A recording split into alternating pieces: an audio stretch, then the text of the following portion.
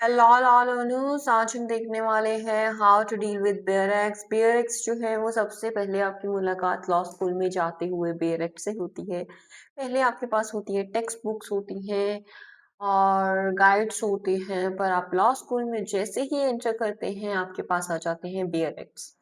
तो क्या होते हैं बेयर एक्ट, कैसे हमें डील करना है, क्यों पढ़ना है बेयर एक्ट से, we will discuss in this lecture video. So let's start.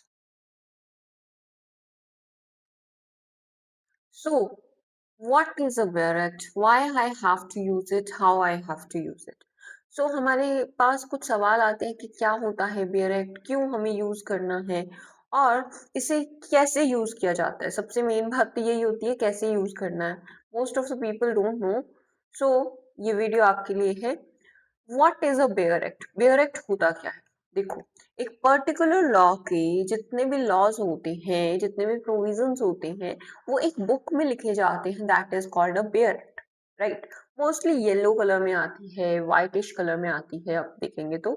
A bare act consist of all the laws of that particular law. It means for example आपकी contract act है, contract act की क्या है आपके पास, bare act है। तो contract से related, उस पर्टिकुलर लॉ से रिलेटेड क्या होंगे, सभी लॉज उसमें होंगे, that is a bare act. Now इसके अंदर अंदर क्या होते हैं, चैप्टर्स भी होते हैं, सेक्शंस या आर्टिकल्स भी होते हैं, अमेंडमेंट्स भी होते हैं और बाकी चीजें भी होती हैं। वो चीज मैं आपको बताने वाली हूँ।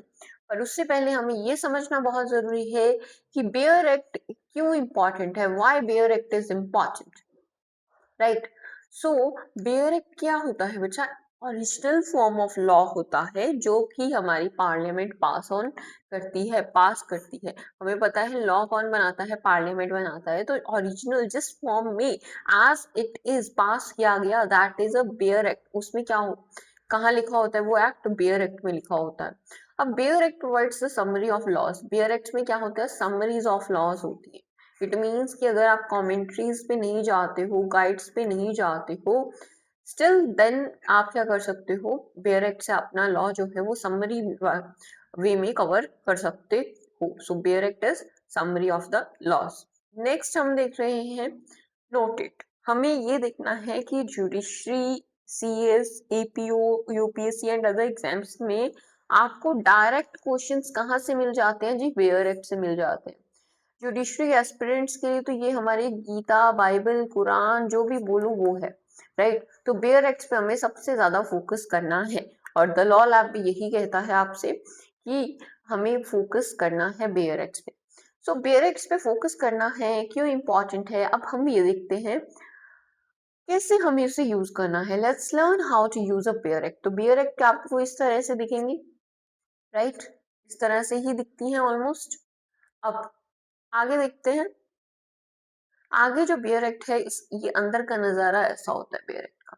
सबसे पहले आपको यहाँ पे नंबरिंग दिख रही है, 1 2 3 4 5 6 7 8 9 10, राइट। नंबरिंग में दिख रही है, दीज आर सेक्शंस। क्या बोलते हैं इसे, सेक्शंस बोलते हैं। क्या बोलते हैं, सेक्शंस। और यहाँ पे क्या है, प्रिलिमिनरी आपको दिख रही है। यहाँ सबसे पहले हमें क्या है देखना है, टाइटल। यहाँ पे क्या दिया हुआ है, हमें टाइटल दिया हुआ है। क्या दिया हुआ है, title. Let me just take a हाँ, तो टाइटल क्या है, द इंडियन कॉन्ट्रैक्ट एक्ट 1872। पूरा टाइटल का नाम हमेशा लेना होता है, हमें ध्यान रखना है कि पूरा टाइटल का नाम ही हम ले। इसके बाद प्रिलिमिनरी आता है, यहाँ पे अरेंजमेंट ऑफ सेक्शंस आपको बताया जाता है। सेक्शंस यहाँ पे हैं, प्रियम्बल आता है, देन आपके प्रियम्बल प्रिलिमिनरी जो है वो सेक्शन आ जाता है। इसमें आपको स्टार्टिंग की बेसिक चीजें बताई जाती हैं। इसके बाद आपके चैप्टर स्टार्ट होते हैं। चैप्टर नंबर 1 जो है वो बताया जाएगा, chapter 1, chapter 2 and so on, right. इसके बाद आपके पास चैप्टर के भी टाइटल्स होते हैं हमारे पास, ठीक है, सब हेडिंग्स की तरह, of the communication, acceptance and revocation of promises. ये क्या है, हमारे चैप्टर्स के नेम है। तो ये हमारा है नजारा बेयर एक्ट को खोलते वक्त। अब आपने बेयर एक्ट को अच्छे से देख लिया है, अब हम कंटिन्यू कर रहे हैं आगे। अब हम क्या है, एक बेयर एक्ट की तरफ जाएंगे और देखेंगे क्या होती है bare act. So this is how bare act look. यहाँ सबसे पहले आपको क्या मिलेगा, title of the bare act मिलेगा। सो इस केस में क्या है, the Indian contract act 1872, then arrangement of sections आपको देखने को मिलेगा, सेक्शंस मिलेंगे, प्रियम्बल मिलेगा, प्रिलिमिनरी मिलेगा, सेक्शंस यहाँ से कंटिन्यू वर्टिकली डायरेक्शन में जाएंगे। देखने वाली बात ये है कि यहाँ सबसे पहले आपको चैप्टर का नेम मिलेगा, चैप्टर नंबर मिलेगा, देन चैप्टर नेम मिलेगा। तो ये चीज हमें अच्छे से देखनी है। Okay, so this is how a bare act looks like. And यहाँ पे रिपील चीजें आपको देखने को मिलेंगी। रिपील का मतलब होता है कि पहले ये चीज जब बनी थी इन द बेयर एक्ट, है ना, जब पार्लियामेंट में पास हुआ था तब ये था, अब ये नहीं है। अब आपको पता है कि यहाँ पे हमें ध्यान देना है कि सोगा जो एक्ट है, सेल्स ऑफ गुड्स एक्ट है सोगा, इसके बारे में मैं बाद में आपको जो कॉन्ट्रैक्ट की सीरीज आएंगी मेरी, कॉन्ट्रैक्ट एक्ट की ऑलरेडी एक सीरीज और है मेरे चैनल पे, but I will make sure कि मैं फ्रेश सीरीज भी लेके आऊँ। तो उस सीरीज में आपको अच्छे से सोगा एक्ट को भी मैं पढ़ाऊंगी और बताऊंगी कि क्यों यहाँ पे कॉन्ट्रैक्ट एक्ट से रिपील कर दिया गया सोगा एक्ट को। तो रिपील का मतलब होता है कि पहले ओरिजिनली था, अब नहीं है। इसके साथ साथ हमारे पास स्पेसिफिक कॉन्ट्रैक्ट्स भी आते हैं। कॉन्ट्रैक्ट वो एक्ट है वो दो पार्ट्स में डिवाइडेड है, जर्नल एंड स्पेसिफिक। तो इंडेमनिटी एंड गारंटी जो है वो 8th सेक्शन से, जो चैप्टर है वहां से क्या है, सेकेंड पार्ट बन जाता है। सो ये चीज बेलमेंट एजेंसी ये सब चीजें हम पढ़ते हैं। पार्टनरशिप एक्ट को भी क्या कर दिया गया है, रिपील कर दिया गया है, तो इस चीज को भी हम अलग से पढ़ते हैं। अब नाउ, अब ये है हमारा इंडियन कॉन्ट्रैक्ट एक्ट। तो प्रियम्बल आप देख सकते हो, whereas it is explicit define and amend certain parts of the law relating to contracts, मतलब कॉन्ट्रैक्ट से रिलेटेड है। यहाँ पे कमेंसमेंट, यहाँ पे एक्ट नंबर दिया होता है, यहाँ पे प्रेसिडेंट्स की एसेंट के बारे में लिखा होता है। इन्फोर्समेंट डेट अलग होती है ना, फर्स्ट डेट ऑफ फर्स्ट सितंबर ये क्या रहेगी, इन्फोर्समेंट डेट रहेगी। तो ये सब चीजें, छोटी छोटी चीजें का क्या है, हमें ध्यान रखना होता है जब भी हम फर्स्ट टाइम क्या है बेयर एक्ट पढ़ें। सो मैंने आपको बेसिक चीजें यहाँ पे बता दी है। Okay, so that was it जो मुझे आपको बताना था इस बेयर एक्ट में। Now let's see. हाँ, तो आप अच्छे से बाकी चीजें, इलस्ट्रेशंस का मतलब बच्चा होता है एग्जाम्पल्स। क्या होता है एग्जाम्पल्स? एग्जाम्पल्स आपको केसेस सिनेरियोज देंगे तो दैट इज इलस्ट्रेशन। तो ये टर्म तो बहुत ज्यादा याद रखना है आपको, याद हो भी जाएगा, ठीक है, तो डोंट वरी। तो ये चीज थी जो मुझे आपको बेयर एक्ट में दिखानी थी।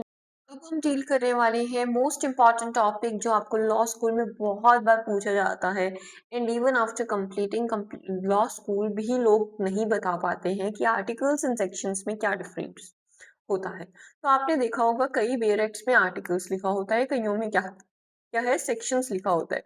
सो लेट्स सी क्या डिफरेंस होता है इन दोनों वर्ड्स में, इन दोनों टर्म्स में। तो आर्टिकल्स क्या होते हैं? Articles refers to the different separate and written instruments which may be within a constitution, statute और कॉन्ट्रैक्ट। कहने का मतलब है आर्टिकल क्या होता है, कंप्लीट डिटेल में आपको चीजें बताता है, इसलिए उसे क्या बोलते हैं, आर्टिकल बोलते हैं। ये क्या होता है, सेपरेट रिटन इंस्ट्रूमेंट्स की तरह काम करता है विद इन कॉन्स्टिट्यूशन, स्टैच्यू और कॉन्ट्रैक्ट। दिस इज अ क्या बोलते हैं, आर्टिकल्स बोलते हैं। नाउ एग्जाम्पल क्या है, आप कॉन्स्टिट्यूशन ऑफ इंडिया देखोगे तो फर्स्टली कॉन्स्टिट्यूशन ऑफ इंडिया जो है वो क्या है, पार्ट्स में डिवाइड किया गया है। कितने पार्ट्स है हमारे, पार्ट्स में डिवाइड किया गया है। उसके बाद क्या है हमारे पास, शेड्यूल्स भी है, ठीक है। एंड उसके बाद हमारे पास क्या है, आर्टिकल्स है। कितने आर्टिकल्स है, तो ये सब चीजें हमें देखना होता है कॉन्स्टिट्यूशन का। अब मैं आपको दिखाने वाली हूँ कि कॉन्स्टिट्यूशन जो है वो कॉन्स्टिट्यूशन की बेरक कैसे दिखती है। So let's watch. So this is how our constitution of India looks like. ये हमारा बिल्कुल अपडेटेड कॉन्स्टिट्यूशन है। तो यहाँ पे सबसे पहले प्रीफेस आ जाता है, देन एब्रीविएशंस आ जाती है एंड मच मोर थिंग्स। वैसी ही चीजें हैं, बट आपको एक चीज नोटिस करनी है, यहाँ पे सेक्शंस नहीं है, यहाँ पे आर्टिकल्स हैं। So these are some sections and parts, आप यहाँ पे अच्छे से देख सकते हैं। सो बेयर एक्ट्स आपको जरूर ऑफलाइन वर्जन में ही खरीदनी है। जो भी आपकी क्लास है, लॉ क्लास, तो वहाँ पे आपको बेयर एक्ट जरूर कैरी करना है। सो बिल्कुल भी लेजी ना रहे बेयर एक्ट लेने में, है ना। और ये एक तरह की इन्वेस्टमेंट ही है, आपको AIBE की एग्जाम जो देना ही देना है, उसके लिए भी आपको BRECT का होना बहुत ज़रूरी है। सो आपको BRECT से अच्छे से तालमेल बना के रखना है throughout your law journey, तो इस चीज़ का हमें ध्यान रखना है।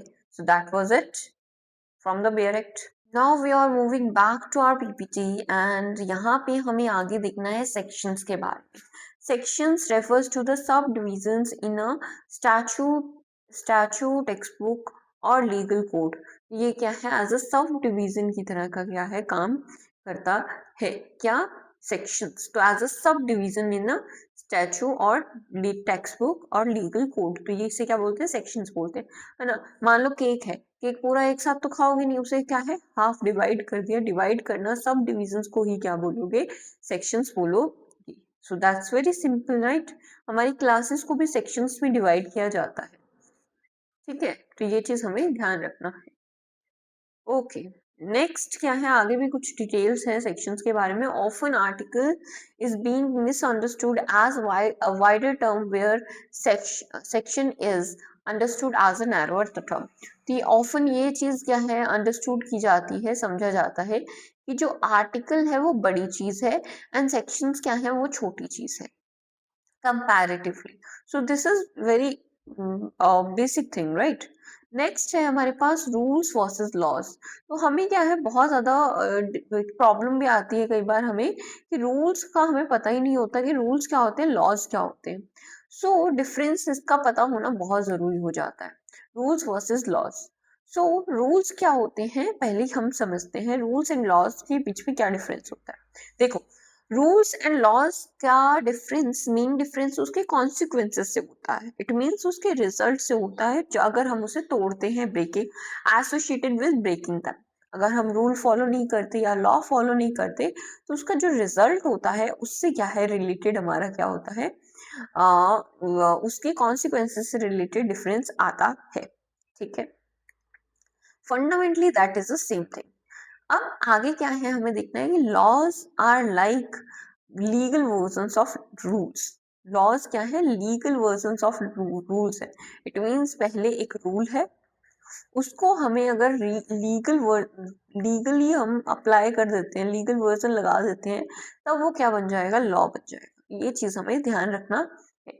इट मीन्स देखो, as a child, when you were a child, your parents set rules to be followed। तो आपके पेरेंट्स ने क्या किया आपके लिए, जब बच्चे थे तो रूल्स लगाए कि हाँ ये टीवी नहीं देखना, ये नहीं करना, वो नहीं करना, तो दूज आर रूल्स, ठीक है। लेकिन जब आप सोसाइटी में होते हो तो गवर्नमेंट क्या है, एक सेट ऑफ रूल्स आपके लिए, लॉज लगाती है ना, रूल्स लाती है जो क्या होते हैं, लीगल प्रोविजंस के साथ होते हैं, है ना, उसकी लीगल आपको पनिशमेंट वगैरह भी मिलती है। So that are laws. तो ये हमारा बेसिक डिफरेंस होता है। So let's see next, rules versus law की बात करें हम, तो in order for a rule to become a law, a lot of complicated things have to happen। तो रूल को लॉ बनने के लिए, मैंने बताया ना रूल को लॉ बनना होता है, तो रूल को लॉ बनने के लिए क्या है, बहुत ज्यादा कॉम्प्लिकेटेड जो प्रोसेसेस है उससे होकर गुजरना पड़ता है। लेकिन जब वो लॉ एक बार बन गया, उसे दोबारा रूल मतलब उसे हटाना बहुत क्या है, मुश्किल हो जाता है। It takes a long for a law to be made. तो बहुत ज्यादा लंबा समय हम देखते हैं पार्लियामेंट वगैरह में भी लॉ बनाने के लिए बहुत ज्यादा लंबा समय लगता है। Once a law is made, it is very difficult to change it. एक बार लॉ बन गया तो उसे बार बार चेंज करना बहुत मुश्किल मुश्किल हो जाता है। ओके, नेक्स्ट क्या है, rules versus laws. When a rule is broken the consequences tend to be uncomfortable. ठीक है, मान लो रूल टूट गया तो वो क्या है, उसके कॉन्सिक्वेंसेस अनकंफर्टेबल होते हैं, लेकिन माइल्ड होते हैं in comparatively to breaking of a law. तो क्या है, अनकंफर्टेबल दोनों ही चीजें होते हैं, लेकिन जो रूल तोड़ने का जो कॉन्सिक्वेंसेस है वो थोड़े कम होते हैं, लॉ टूटने का कॉन्सिक्वेंसेस थोड़े ज्यादा होते हैं। तो ये चीज का हमें ध्यान रखना है। I hope so it's clear. Now next is, okay, next is rule of law versus rule by law. तो ये भी वेरी बहुत ऑफन ये टर्म्स को यूज किया जाता है, rule of law, rule by law. तो लेट्स सी दैट। तो रूल ऑफ लॉ क्या होता है? Rule of law is to control the unlimited exercise of the power by the supreme law making authority of the land like parliament और supreme court. Rule of law का मतलब क्या है कि कानून का लॉ रूल चलेगा, ठीक है, जो भी कानून में हमारे कॉन्स्टिट्यूशन में लिख दिया उसकी ही चलेगी, that is rule of law, है ना। तो अनलिमिटेड जो पावर होती है supreme law law making authority के, मतलब जो सुप्रीम हमारे लिए पास पार्लियामेंट लॉ बनाता है, उसकी जो अनलिमिटेड पावर होती है उसको कंट्रोल कौन करता है? रूल ऑफ लॉ, कि भाई अपनी मर्जी से नहीं, कानून को देख के आप कर सकते हो, ठीक है। तो वह चीज होती है रूल ऑफ लॉ, ठीक है। नाउ नेक्स्ट नेक्स्ट हमारे पास है रूल बाय लॉ। कहने का मतलब क्या है कि rule by law indicates that decisions are forced upon us citizenry. मतलब जैसे क्या है, ब्रिटिशर्स ने क्या है रूल किया था इंडिया पे, यहाँ क्या है किसी कानून द्वारा क्या है इंडिया मतलब रूल किया जाए, that is rule by law. तो ये चीज हमें ध्यान रखनी है। नेक्स्ट नेक्स्ट हमारे पास आ जाता है due process of law versus procedure establish by law. ये क्या होता है? Due process of law versus procedure establish by law. ये चीजें क्या है, हमने एज पता है हमें कि इंडिया का जो कॉन्स्टिट्यूशन है वो बोरिंग बैग है, तो हमने अलग अलग देशों से अलग अलग चीजें ली हैं, है ना। वो अगर आप मेरे को लिस्ट कमेंट डाउन करें तो that will be very better. और अब मैं आपको बताती हूँ क्या डिफरेंस होता है इन दोनों टर्म्स में। तो ड्यू प्रोसेस ऑफ लॉ क्या होता है? The state while making a law should not deprive of the life and personal liberty of an individual and also make it sure that the law must be just and fair। Due process of law क्या है कि भाई जो भी काम हो रहे हैं प्रोसेस ऑफ लॉ से चले।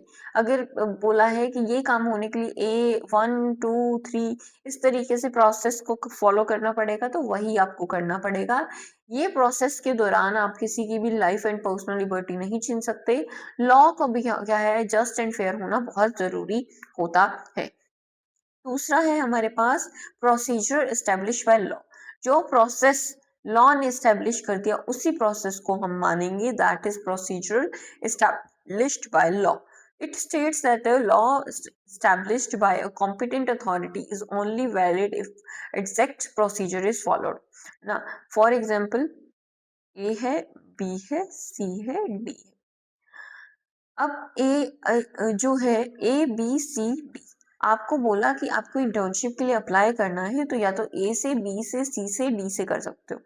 अब आपने क्या कर दिया, किसी मेथड से कर दिया ई से, तो वो चीज नहीं मानी जाएगी। तो वही चीज है, जो प्रोसेस है, प्रोसेस आपका है, प्रोसीजर एस्टेब्लिश बाय लॉ है, उसी को आप फॉलो करोगे ना। It states that the law establish by a competent authority. अब यहाँ कॉम्पिटेंट अथॉरिटी होना बहुत जरूरी है। कॉम्पिटेंट अथॉरिटी किसे बोलोगे आप हमारे इंडिया में? एक तो सुप्रीम कोर्ट को एंड पार्लियामेंट को ही बोलोगे। नॉट एवरी पर्सन मुंह उठा के आ जाएगा कि हम लॉ बनाएंगे, नहीं, दैट इज नॉट करेक्ट।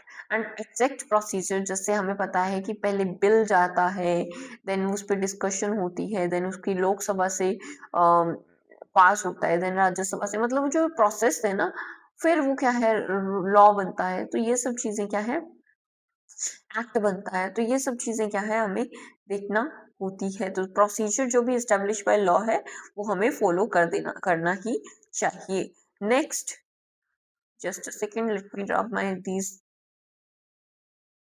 या just a second.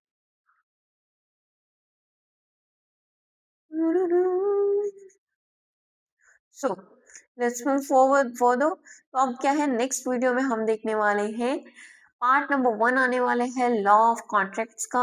General principles देखेंगे, introduction, preliminary, basics of contracts, agreement, contract proposal, ये सब चीजें देखेंगे। सेक्शन 1 एंड 2 देखेंगे, and 10 of Indian contract act. ये सब चीजें हम आपको नेक्स्ट वीडियो में देखने को मिलेंगी। सो सब्सक्राइब कर दीजिए हमारे द लॉ लैब को, ताकि आपको लॉ जर्नी आपकी बहुत ही ज्यादा स्मूथ रहे। सो आपको आज के लिए इतना ही। Thanks for that's it for today. Thanks for staying here and stay tuned, keep learning, keep smiling. Jai Hind, जय भारत।